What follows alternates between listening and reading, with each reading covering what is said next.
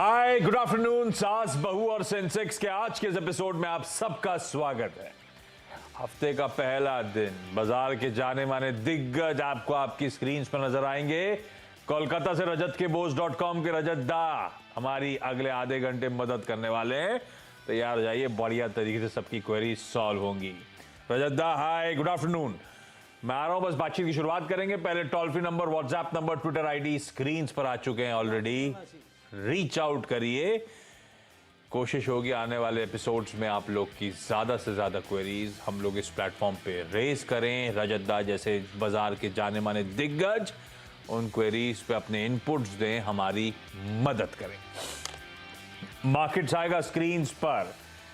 Expiry week है, monthly expiry की हम लोग तैयारी कर रहे हैं। थर्सडे को नवंबर वायदा की और एक्सपायरी वीक की शुरुआत थोड़ी सी कमजोर नोट पे होती हुई हमने देखा था। 4 हफ्ते बैक टू बैक अच्छी तेजी, वीक ऑन वीक गेन्स थे भारतीय बाजारों में। अच्छा मोमेंटम के बाद पिछले हफ्ते अटका, वो मोमेंटम पे थोड़ा ब्रेक लगा, पॉज था, कंसोलिडेशन हुआ और अब नए हफ्ते का आगाज हुआ है वीकनेस के साथ। हम खुले तो ठीक थे, ग्लोबल क्यूज थोड़े से पस्त थे, हम खुले 40-45 अंक के दबाव के साथ, पर वो दबाव के साथ खुले, उसके बाद से प्रेशर अब माउंट हो रहा है और वो 40-45 अंक खुलने वाले प्रेशर के साथ अब हम 150 पॉइंट नीचे हम इस समय दरअसल दिन के लो पॉइंट्स के आसपास। आज का लो है 146 का, वो आपकी स्क्रीन पे लाल में छोटा सा लिखा हुआ लो 146 147 का।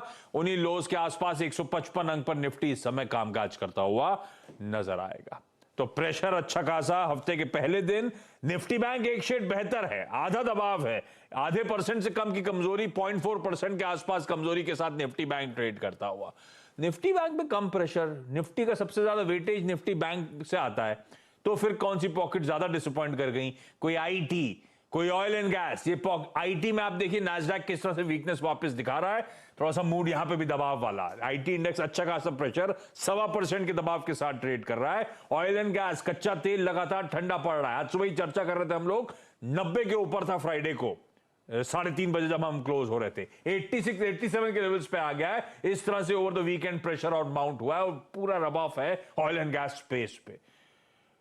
वैसे इंडिविजुअली स्टॉक्स 87 पे इस समय देखिए ट्रेड कर रहा है, $3 नीचे। इस तरह से कच्चा तेल मूव कर गया एक सेशन में।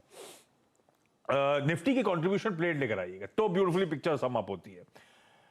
दबाव आ रहा है टीसीएस किसी इंफोसिस से, किसी एचडीएफसी लिमिटेड से, जबकि खबर अच्छी थी, प्रॉफिट बुकिंग की गिरफ्त में आ रहा है एचडीएफसी लिमिटेड।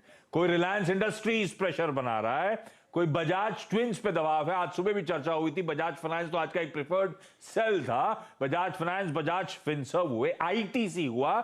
लिस्ट में सिर्फ 4 ही स्टॉक आ रहे हैं, नीचे वाले प्रेशर वाले स्टॉक सारे बता रहा हूं। और जितने भी नाम लिए मैंने, इनमें से कोई भी निफ्टी बैंक कॉन्स्टिट्यूएंट नहीं है। Other x of Nifty bank, ये सारे स्टॉक्स जो दरअसल दबाव बनाते हुए नजर आएंगे। एचडीएफसी बैंक को छोड़ दीजिए, क्योंकि एचडीएफसी ट्विंस में दरअसल आज दबाव, खबर के चलते प्रॉफिट टेकिंग कह लीजिए। खबर अच्छी थी कि एनएसी ने भी कह दिया दिसंबर में जब भी एक्स डेट आएगी तब स्मूथली इंडेक्स से बाहर होगा और वेटेज एचडीएफसी बैंक की तरफ बढ़ता हुआ नजर आएगा। तो वो पेन नहीं आना है, पर वो सब पता था बाजार को। एमएससीआई ने ऑलरेडी कर दिया था, एनएससी की तरफ से स्टेप आया, आज प्रॉफिट टेकिंग। वैसे बैंकिंग में हो क्या रहा है, कोई एक्सिस बैंक इन ग्रीन है, कोई आईसीआईसी बैंक फ्लैट है, आउट परफॉर्म कर रही है बाकी बैंकिंग स्टॉक्स, पर ये नॉन बैंक कॉन्स्टिट्यूएंट्स में प्रेशर। खैर ठीक है, मार्केट दबाव में। अच्छा, रजत से क्विकली मार्केट पे व्यू ले लूं। रजत है, रजत क्विकली, थोड़ा सा प्रेशर माउंट हो रहा है, क्या लग रहा है रजत? एक्सपायरी इस हफ्ते थर्सडे को कहां होने वाली है? प्रेशर बढ़ता हुआ दिख रहा है क्या आपको?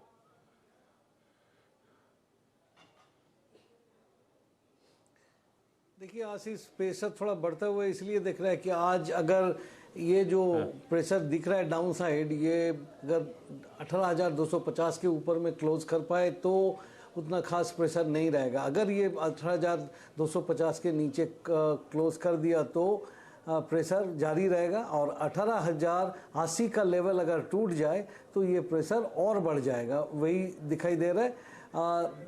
मैं बोलूँगा कि देयर आर पॉसिबिलिटीज़ की थोड़ी सी ऊपर में सेलिंग आ सकता है, जब तक 18,000 वही जो लेवल मैंने बताया 18,250 का, वो 250 पार करके सस्टेन किए बगैर फ्रेश लॉन्ग पोजीशन अभी लेना नहीं चाहिए, एटलीस्ट निफ्टी में लेना नहीं चाहिए। इंडिविजुअल कोई स्टॉक अगर अच्छा परफॉर्म कर रहा है तो बहुत बढ़िया है। बैंक निफ्टी भी थोड़ी सी वीक है, 42,200 का लेवल टूटने से और नीचे जाने की संभावना है, but Bank Nifty is less weak than Nifty. बिल्कुल ठीक है, कॉन्स्टिट्यूएंट्स हाईलाइट भी कर रहे हैं। पिछले हफ्ते के वीकली लोज थे 18,209 के, जो हमने फ्राइडे को ही छुए थे। हमने वो वीकली लोज को आज ब्रीच कर दिया है। अंटिल 18,200 250 के जोन के ऊपर जा रहा है, तब तक फ्रेश लॉन्ग से कोई मन बनाइएगा। ये बाजार ऐसे ही रहेगा, ऊपरी 100% दबाव आता रहे और नीचे की तरफ 18,080 ब्रीच हुआ तो दिक्कतें, प्रेशर थोड़ा सा माउंट होता हुआ आपको नजर आएगा। चलिए स्क्रीन खोल दीजिए, जो जो जुड़ चुके हैं सबको स्क्रीन पे दिखाइएगा। हमें पुणे जाना है, दुबई जाना है और गुरुग्राम जाना है। सब जुड़ चुके हैं, आप सबका स्वागत है। सबसे पहले पुणे से शुरुआत कर रहा हूं। तनुजा जी आपकी स्क्रीन पे। Tanuja ma'am hi, good afternoon. Hi, good afternoon sir. Tanuja ma'am, पहली क्वेरी रजतदा के लिए कौन सी, पहला स्टॉक कौन सा? पहला सर मेरा भारत फोर्स का 20 शेयर से 890। ये तनुजा मैम, हमने भारत फोर्ज क्यों लिया था? मतलब मेरा मन, मैं ये पूछना चाहता था ट्रेडिंग के मकसद से या लंबी अवधि के लिए लेके रखा हुआ है, क्या लॉजिक? लंबी अवधि के लिए। और लंबी अवधि मतलब कितना समय रुक सकते हो भारत फोर्ज पे आप, क्या दिमाग में है? 2-3 इयर्स। ठीक है, रीजनेबल टाइम। ठीक है रजतदा, लॉन्ग टर्म के लिए भारत फोर्ज पे दाव लगाया है। मेरी खरीद है 890 रुपए की। लॉन्ग टर्म के लिए भारत फोर्ज है कैसा, और 890 की खरीद कितनी सही?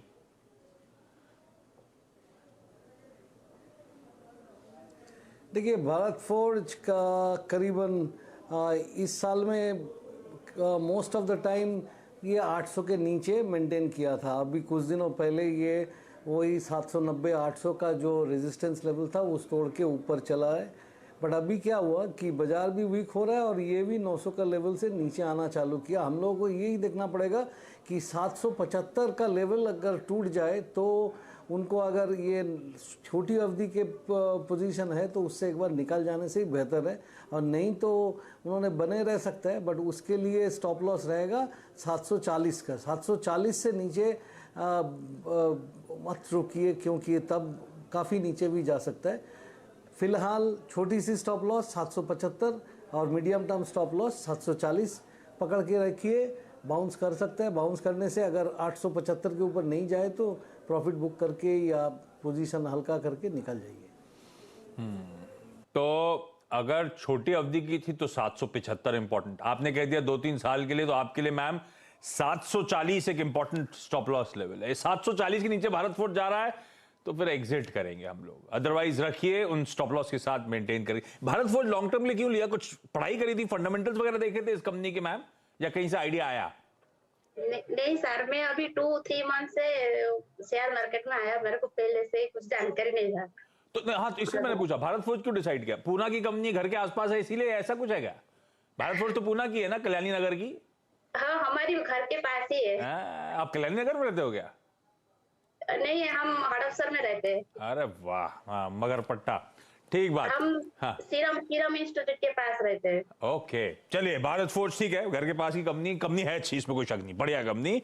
पर लॉन्ग टर्म के लिए 775 या रजतदा के लॉन्ग टर्म के लिए 740 इंपॉर्टेंट स्तर है, उनको वॉच आउट करिएगा। अदरवाइज रखिएगा, अगर वो लेवल्स ब्रीच नहीं हो रहे, टूट नहीं रहे नीचे की तरफ, तो लंबी अवधि में कमा के दे सकता है ये स्टॉक। दुबई जा रहा हूं, पारुल शर्मा आपको आपकी स्क्रीन पे नजर आएंगी। Parul ma'am hi, good afternoon. Parul ma'am का आज मुझे बताया जा रहा है जन्मदिन है। पारुल मैम, हैप्पी बर्थडे हम सब की तरफ से। Thank you very much sir. कोई पार्टी की तैयारी नहीं आज क्या? हाँ, शाम को होगी ना। शाम को होगी। पारुल मैम, दुबई कैसे पहुंच गए? ऑलमोस्ट 22 साल हो गए दुबई रहते तो। कैसे, क्यों पहुंचे दुबई? हेलो, मैं पूछा था कब, 22 साल पहले जाना क्यों हुआ दुबई, क्या रीजन था? जस्ट हस्बैंड यहाँ आए थे तो उनसे मिलने आ गई थी और फिर यहीं पे हो गए, रहना हो गया।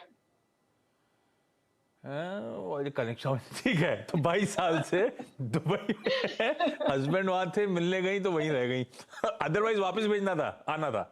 जी, पक्का वैसा ही था प्लान। तो 3 महीने में वापस का ही आने का प्लानिंग था, पर बस एक कहते ना कि यहाँ का दाना पानी लिखा था तो यही पे हो गए। तो पानी की तो कमी है वहां पे। पारुल मैम, पहली क्वेरी कौन सी रजतदा के लिए? विप्रो के लिए है मेरी। मैंने 4 मंथ्स बिफोर 404 में लिए थे 100 शेयर, और टाटा मोटर्स भी लिए थे, वो भी 100 शेयर्स 415 के रेट पे लिए हुए हैं। 2 स्टॉक से शुरू कर रहे हैं अपन लोग। विप्रो 405 की खरीद 390 पे चल रहा है, 15 रुपए मेरी बाइंग से नीचे। टाटा मोटर्स 415 की खरीद, तो ये तो अपनी बाइंग के आसपास है। पारुल मैम, ये दोनों क्यों लिए थे? मतलब क्यों, मतलब ये लॉन्ग टर्म वाले हैं, ट्रेडिंग का मन था? जी, लॉन्ग टर्म के लिए ही है। हाँ, रजता, एक और लॉन्ग टर्म की क्वेरी है भाई। विप्रो और टाटा मोटर्स दोनों स्टॉक्स कैसे लग रहे हैं लंबी अवधि के लिए रजता? खरीद के आसपास ही हैं दोनों स्टॉक्स।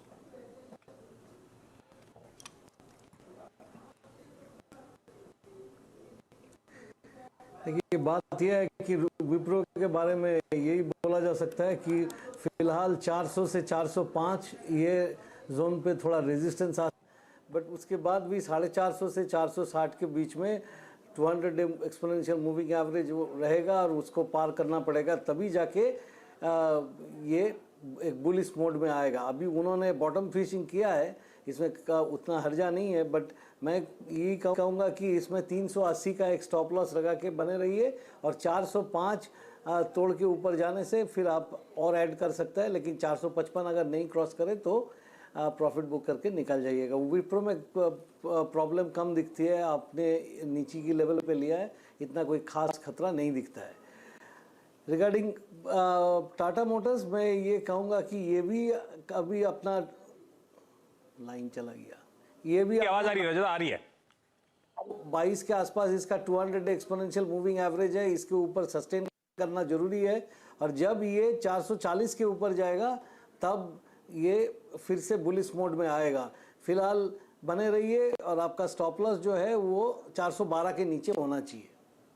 हाँ, तो विप्रो में 380 का स्टॉप लॉस, आप कह रहे हो विप्रो एक बार फिर से 405 के ऊपर के लेवल जा रहा है तो फर्दर ऐड कर सकते हैं। पिटा हुआ स्टॉक है, जिन लेवल्स पे लिया है दिक्कत ज्यादा नजर नहीं आती है, लॉन्ग टर्म के लिए अट्रैक्टिव बेट हो सकता है। ठीक कॉल था मैम, ये वाकई आईटी करेक्ट हो गया अच्छा खासा। दूसरा टाटा मोटर्स, रजता कह रहे हैं हमें लगाना है 440, 412 का स्टॉप लॉस बोला रजता ने, और 440 के ऊपर बुलिश होगा। 440 में से आ सकता है, 420-25 तो है ही। और टाटा मोटर्स में अभी सेंसेक्स इंक्लूजन का 1000 करोड़ रुपए के आसपास के इनफ्लोज भी आने हैं। खैर देखते हैं उस बीच बाजार कैसा रहता है, लेकिन दोनों स्टॉक्स ठीक है मैम, दोनों में स्टॉप लॉसेस लगाइए, होल्ड कर सकते हैं, लॉन्ग टर्म के लिए कोई दिक्कत नजर नहीं आती। गुरुग्राम से पूजा गर्ग स्क्रीन पर। पूजा मैम हाय, गुड आफ्टरनून। पूजा मैम, पहली क्वेरी कौन सी? सर मैंने SBCL के लिए हैं 40 शेयर्स 477 की रेट पे। कौन से SBCL शिवालिक बायोमेटल।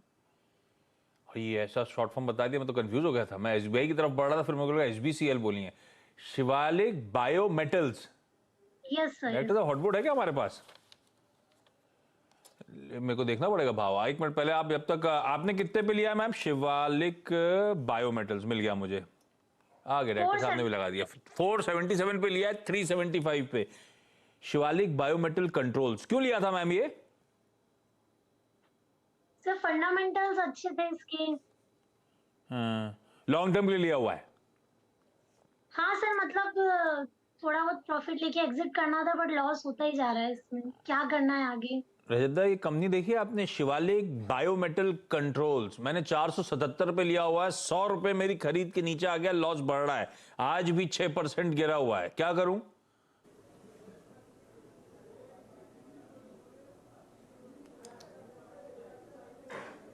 देखिए, करीबन 2 साल पहले 2020 कोविड के टाइम में मैंने ये मीडिया में रिकमेंड किया था कि एक 100 रुपया भाव था उस वक्त।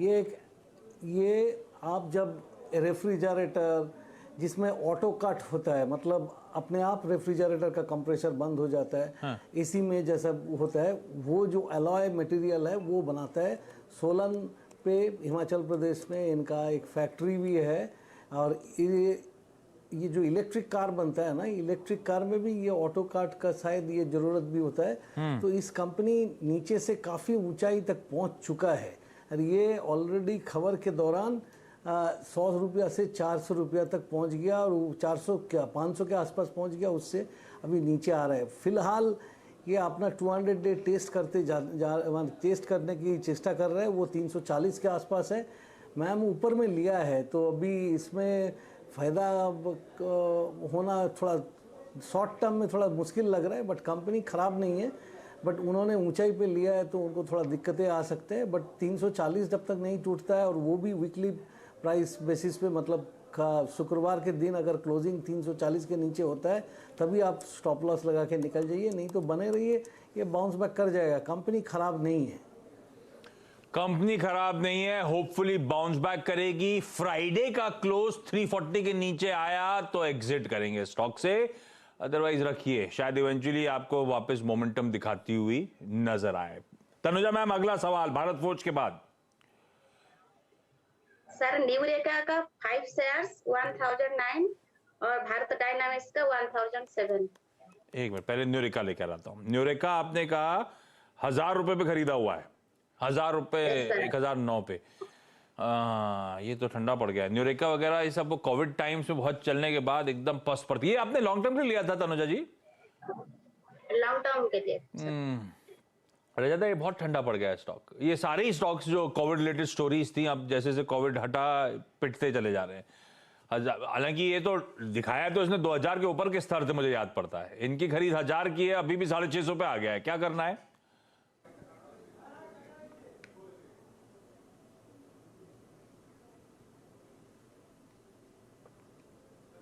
देखिए उसमें करना तो कुछ नहीं है, क्योंकि ये डाउन ट्रेंड में है, हो सकता है और जाएगा। बट एक टेक्निकल फीचर जो मुझको दिखाई दे रहा है, इसमें 14 RSI में पॉजिटिव डाइवर्जेंस दिखाई दे रहा है। सो हो सकता है कि एक बॉटम 600 के आसपास बन जाए, उसके बाद में एक रिकवरी दिखाए। बट रिकवरी दिखाने के टाइम पे आपको 800 से 820 ये पार कर पाता है कि नहीं, वो देखना पड़ेगा। अगर वो नहीं पार कर पाता है तो ये ऊपर की तरफ मूवमेंट अभी नहीं देगा। इनफैक्ट अभी इसमें जिस तरीका का माहौल दिख रहा है चार्ट पे, ये देखते हुए ये लग रहा है कि ये 750 क्रॉस करने से ही इसको काफ़ी दिक्कत आ सकता है। ये थोड़ी सी बाउंस बैक होने से एक बार निकल जाने से बेहतर होगा, क्योंकि ये अभी तुरंत रिकवरी होगा, इसमें कोई ऐसा संकेत वीकली चार्ट, डेली चार्ट में नहीं आ रहा है।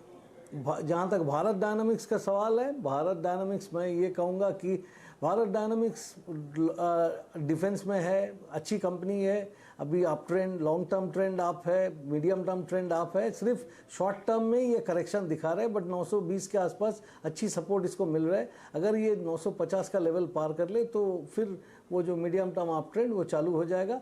इसमें आप 850 के नीचे स्टॉप लॉस लगा के बने रहिए, क्योंकि ये कंपनी काफी दूर जाने की संभावना दिखाता है।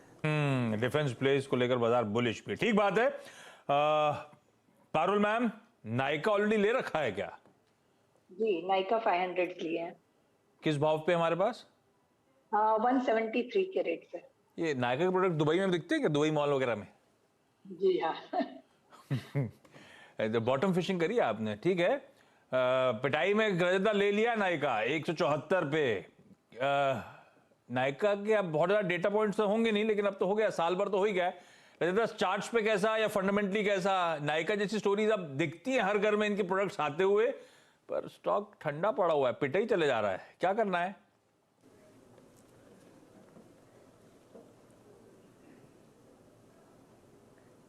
देखिए इन्होंने एक्चुअली 5:1 बोनस जो डिक्लेयर किया था कंपनी ने, उसके बाद में इन्होंने लिया है।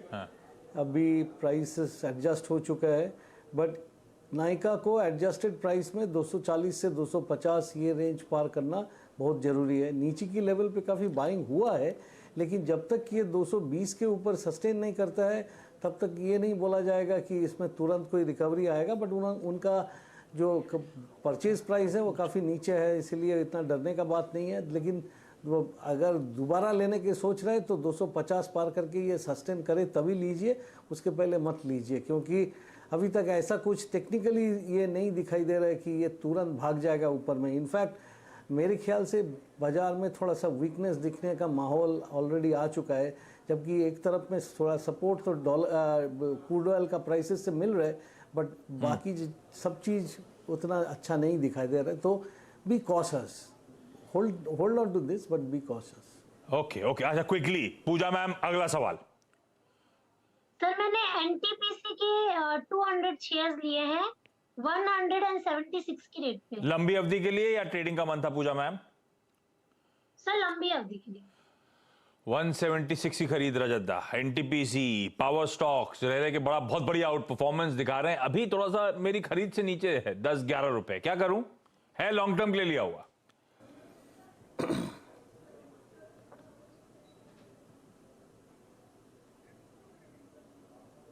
लॉन्ग टर्म के लिए लिए हैं तो बढ़िया है, क्योंकि तब 150 के नीचे स्टॉप लॉस लगा के बने रहिए। बट फिलहाल short term trend sharply down, हर रोज ये नीचे क्लोज दिखाई दे रहा है। अभी भी नीचे ही का पिछले शुक्रवार का जो क्लोज था उससे नीचे ही ट्रेड कर रहा है। डाउन ट्रेंड जारी है शॉर्ट टर्म पे, बट मीडियम टर्म ट्रेंड और लॉन्ग टर्म ट्रेंड आप है, ये आपकी फेवर में है।